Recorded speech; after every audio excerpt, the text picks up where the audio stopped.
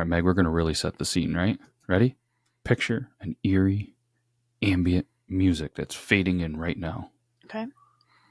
Footsteps. They're crunching on leaves. Which is hard to imagine because we're getting feet and feet and feet of snow. Boo. But now picture the distant echo of birds. Now silence. A zipper being pulled up. And the rustle of plastic. Oof. Now, imagine, because you're walking through the woods, it's a crisp autumn afternoon, and you're deep in Bear Brook State Park. The trees towering overhead, the scent of the damp earth filling the air. Then, you spot something, Meg. It's an old, rusted 55-gallon drum, half hidden among the leaves. You step closer. You're curious. But then, the smell hits you. You know what's inside that barrel, Meg? Human remains. And if that's not disturbing enough for you, 15 years later, another identical barrel is found. Same stench. More bodies. Who are these victims? How did they end up in the middle of a state park? And what kind of monster decided to leave them there, hidden in plain sight for over a decade? This is the story of the Bear Brook murders, a case that baffled investigators for years until a shocking discovery uncovered the truth about a serial killer who lived among us. And for anybody that's not good at reading or doesn't want to, it's Your Town Podcast. And I'm the host. Well, one of the hostess with the mostest. A hostess does sound good, doesn't it? Like a Swiss cake roll. No, that wouldn't be hostess, would it? That'd be Little Debbie. But you know what I mean. I do know what you mean. Junk food. The time of the recording, we're on a no travel ban, and we are stuck in it. And we're just going through the freezer. We're minimal junk food. No junk food. We're cooking a 6-month-old shepherd's pie.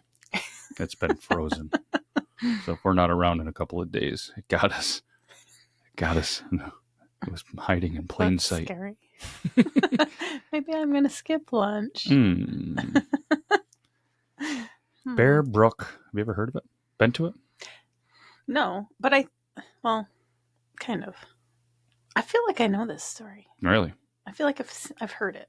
It's possible. And it's a new state off the list. We're approaching a milestone, I think. Or we might have already surpassed a milestone. I was trying to think what we were at the Your Town Podcast for episodes. We're getting closer and closer, not to only having every single one of them checked off, but I believe this is episode 98, Meg. I'm going to say, I don't think we've passed it yet. 98, this one right here. 2 more, episode 100.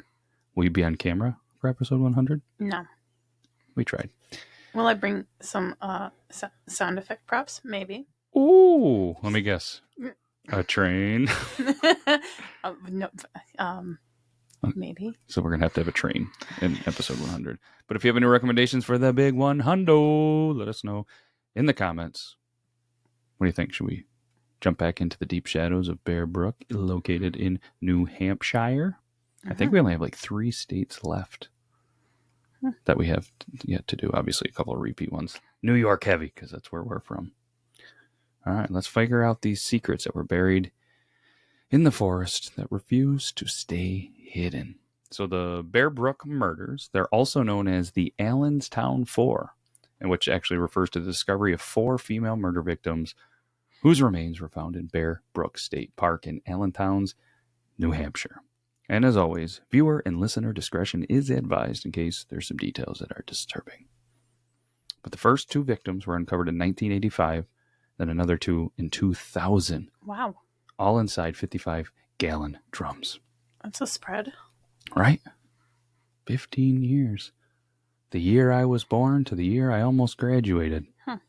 Lots of, unfortunately, bodies, skeletal or partial decomposed bodies. Man, could you imagine? 15 years apart.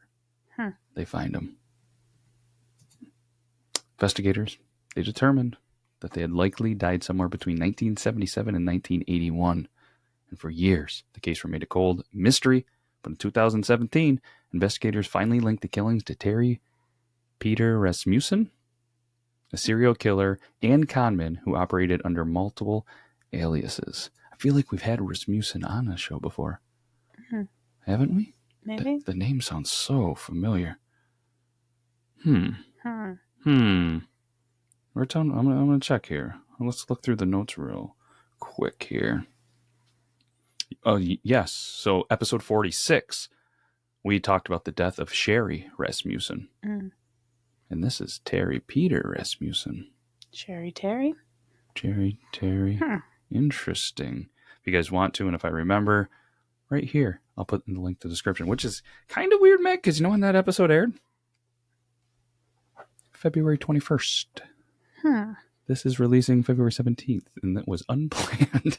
Almost a year apart that Rasmussen is back on the Your Town podcast. Oh, the name triggered something else for me. It's actually not quite the same. Okay, well, now let's hear about it. The bad guy in the movie Anastasia Is Rasputin. It's kind of the same, just a P instead of an M. My bad, everyone. If you want to hear all about Rasputin, let us know in an upcoming episode. That's why it was familiar.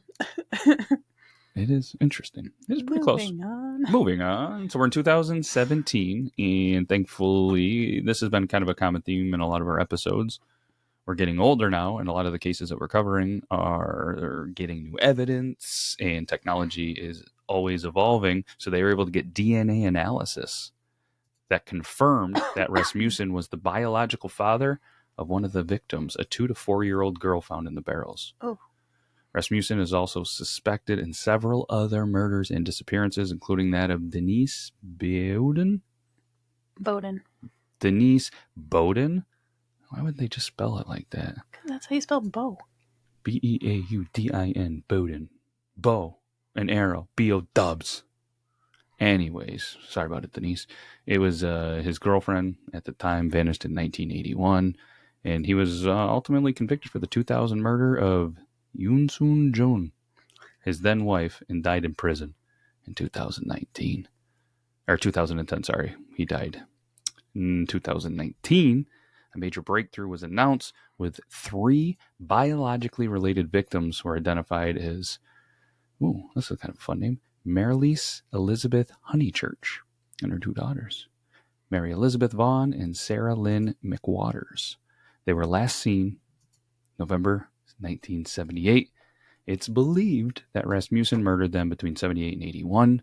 However, the 4th victim, Rasmussen's biological daughter, remains unidentified to this day. But the Bear Brook murders became one of the first cases solved that they actually used genetic genealogy, revolutionizing cold case investigations and shedding light on a predator who lived undetected for decades. I feel like we might have potentially been watching a show that they started using the genealogy stuff. I wonder if it was this case, maybe. Maybe. Is it? So the last one was his daughter, but she's unidentified. Does that just mean they don't know her name? Might be. Yeah, I was kind of looking through the notes, and it's an interesting the way that they, because shout out to our sources, Wikipedia, that we were getting some notes from here, but yeah, I'm wondering. It is very confusing the way that they worded it, right? Mm-hmm. Let's check out on the fly. Peter Rasmussen. Oh, he looks like a serial killer. Oh boy. Okay. Doesn't he? Mm-hmm. That's a face of a serial killer.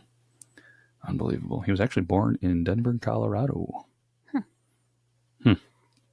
Interesting. So let's see here. Let's go to the crimes. Again, on the Wikipedia page. He did die before being linked to the Bear Brook crimes. McWaters, we talked about. So it was an unidentified child that was aged between 2 and 4. They're assuming that it was his daughter. Oh, okay. But I guess because of the way that the remains were there, that they couldn't 100% confirm. Gotcha. It's assumptions at this point. So, hey, glad to clear that up. Because if you were thinking about it, I was thinking about it. Anybody that was listening, probably thinking about it. So let's head over to November 10th, 1985. Little hunting season, Meg. In the air, there was a hunter who was exploring Bear Brook State Park in Allenstown, New Hampshire, finds that 55-gallon metal drum near the site of a burned-down general store. Inside, wrapped in plastic, were the decomposed remains of an adult woman and a young girl, which autopsies later revealed that both victims had died from blunt force trauma. They didn't have any leads on the identities of the victims, and then the two were buried in the Allentown cemetery, marked only by a gravestone that read what, Meg? Here lies the mortal remains, known only to God, of a woman aged 23 to 33 and a child aged 8 to 10. Their slain bodies were found on November 10th, 1985 in Bear Brook State Park.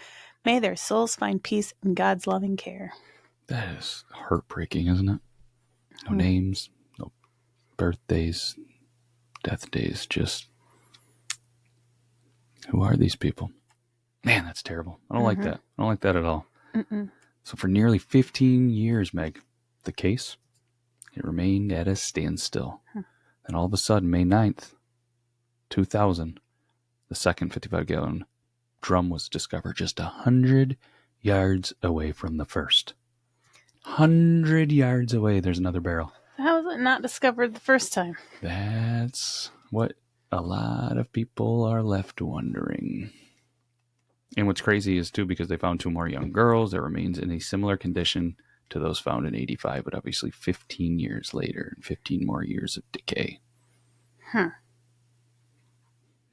I mean, my first thought was maybe the ground, maybe the, scene or whatever, it shifted a little bit more. Maybe they were buried and just not seen.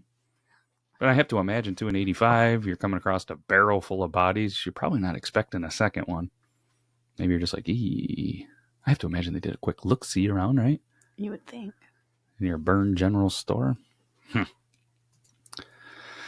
Yeah, but investigators, they determined that all four victims were likely murdered around the same time, sometime between 77 and 81. The second barrel had been overlooked in the initial search because of its placement beyond the primary crime scene's perimeter. So they just didn't put the tape an extra 300 feet. But like the first two victims, the cause of death for the two newly discovered children was determined to be blunt force trauma. So the discovery obviously deepened the mystery, leaving investigators with four unidentified victims, no suspects, and a crime scene that had long since grown cold. Imagine the amount of people, hunters, investigators, and everything that walked right by, right over, and these poor souls were just left in a barrel for an extra 15 years. It's terrible. The adult female victim that we kind of already spoke about later, identified as Marilise Elizabeth Honey Church, was determined to be Caucasian with possible Native American ancestry. Her age at the time of the death was estimated between 23 and 33 years old. She had curly or wavy brown hair and stood between 5'2" or so and 5'7". Her teeth showed extensive dental work, including multiple fillings, 3 extractions, indicating she had received regular dental care during her lifetime. The young girl found alongside Honeychurch, later identified as Marie Elizabeth Vaughn, was estimated to be between 5 and 11 years old. She exhibited signs of pneumonia, had a crooked front tooth with a noticeable gap, and wore 2 earrings in each ear. She was about 4'3", between that and 4'6". Light brown hair, wavy hair. Unlike the adult victim, she didn't have any dental fillings. The middle child, who remains unidentified, was estimated to be between 2 and 4 years old. She had brown hair, was about 3 foot 8 inches or so. And she also had a noticeable overbite, which would have been apparent in life and possibly suffered from anemia. 2017 DNA testing then confirmed that the child was biologically related to serial killer Peter Rasmussen, though her mother remains unknown. They don't know who the ma is. February 2020, further genetic analysis suggested she was primarily Caucasian with traces of Asian, African, and Native American ancestry. This led forensic artists to update her facial reconstruction in an effort to generate new leads. Then the youngest victim, later identified as Sarah Lynn McWaters, was estimated to only be between 1 and 3 years old. I mean, what a sick individual to take such precious young lives, Sad. Yeah. And, this victim, like her older sister, had also noticeable gap between her front teeth. While 3 of the 4 victims have been identified, the identity of the middle child and her mother remains unknown, leaving a lingering mystery in an already chilling case. Let's go about a little bit of the early investigation. Really start to kind of paint that picture. Because after the first barrel was discovered in 1985, authorities actually publicized the case across the United States and even parts of Canada, hoping that someone would recognize these victims, know that somebody was missing. 10 possible identities were rolled out, but despite hundreds of leads, those bodies still remain nameless. But in 2013, forensic artists at the National Center for Missing and Exploited Children, NCMEC, created new versions of facial reconstructions for all 4 victims. This time they incorporated dental details showing how their teeth may have shaped their faces. And then there was a third set of reconstructions were released in 2015 when the NCMEC, alongside the New Hampshire State Attorney General's Office, made another public plea for information. But guess what, Meg? Still no answers. But good old science was able to take the case in a whole new direction. We thought it was pretty important to kind of break down this and be scientific nerds here for a little bit, just to add a little bit more to it, So let's talk about the DNA breakthrough in the isotopic testing. 2014. Do you know about isotopic testing? Somewhat. Ooh, I didn't know like anything. So in 2014, forensic testing finally revealed the connection. We spoke about a little bit. The DNA analysis showed that the adult woman and 2 of the girls were related. That meant that the woman was either their mother, aunt, or older sister. But then a year later in 2015, the relationship was confirmed. The woman was the mother of the 2 girls. Investigators also used isotopic testing, which analyzes the chemical composition of a person's bones to determine where they may have lived. The results suggested that the woman and the 2 girls actually spent their time in Northeast United States before their deaths. How wild is that, huh? Right. But the middle child, the one not related to the others, showed different origins. She had likely lived in the upper Northeast or Midwest for most of their childhood, potentially Wisconsin. So then in 2019, as science continues to evolve, another revelation. New DNA evidence suggested that this unrelated child most likely came from Arizona, Texas, California, or Oregon. And the pieces were falling into place. But there was still one crucial mystery. Who was that killer? Obviously we know, but let's kind of give you the medium details of the connection to Terry P. So, New Hampshire, 81, the year that Denise Bowden went missing.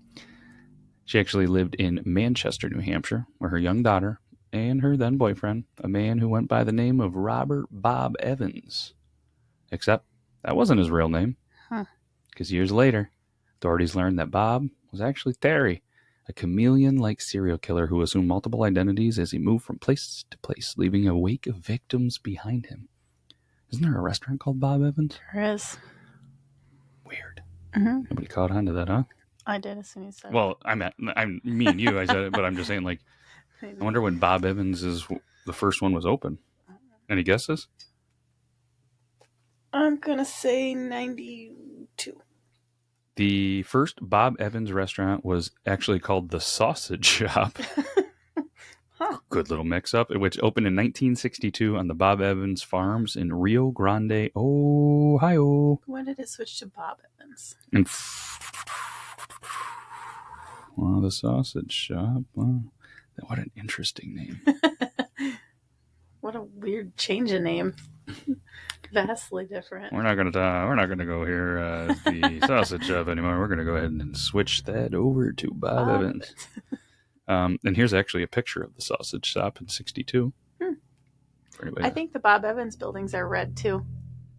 1968, a second restaurant was opened named Bob Evans in Ohio. Huh.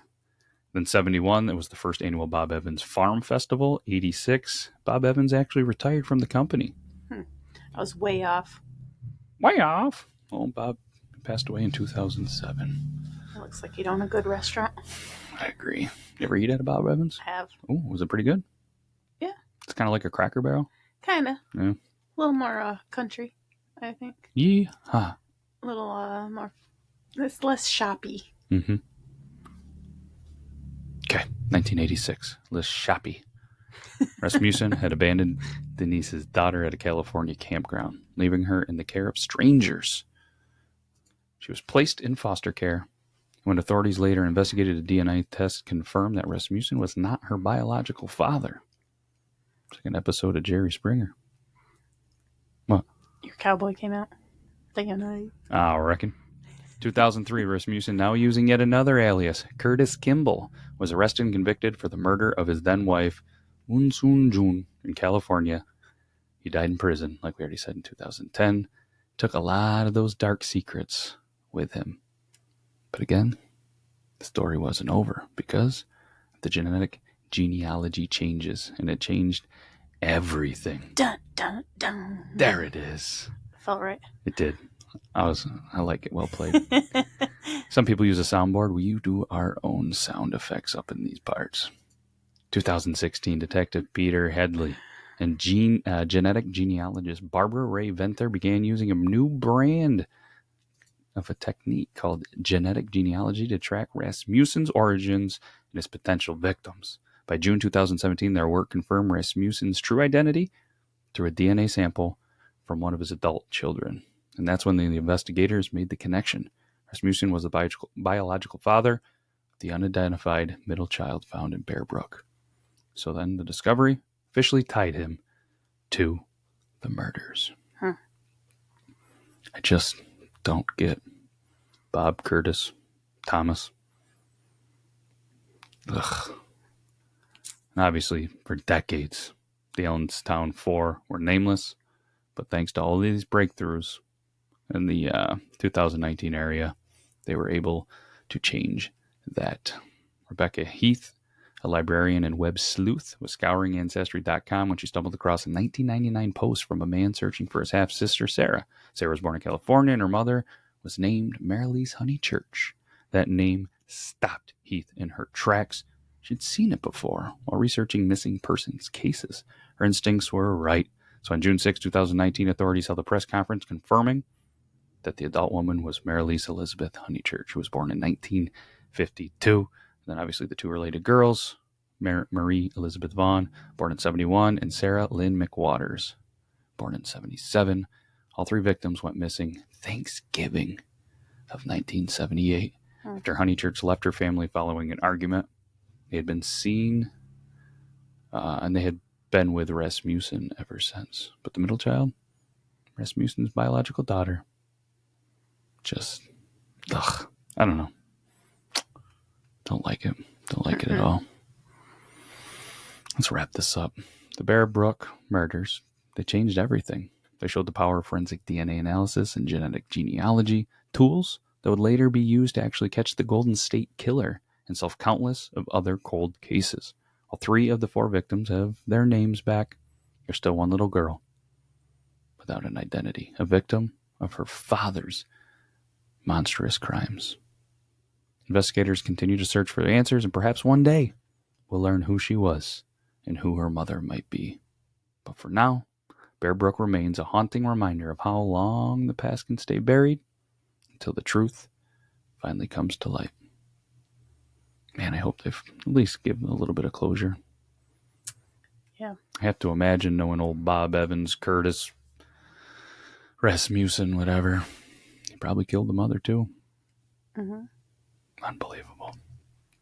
But thank you all for listening to the Your Town podcast. Meg, thank you as well.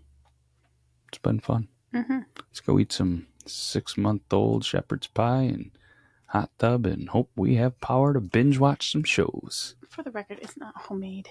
It's frozen. Yeah, it was a frozen one made in Canada. Probably They're totally different ball fields. Yeah. Okay. Well, we're playing baseball on one. We're playing softball on the other. All right. Mm. 2 different ball fields. I'm hungry. You good? Yeah. All right. Anything else to say? No. All right. Well, we'll see everybody next week. Hope you have a good rest of your week, day, month, year. We're getting close to 100. It's exciting. All right. Take care, everybody. We'll be back next week. Bye-bye. Bye.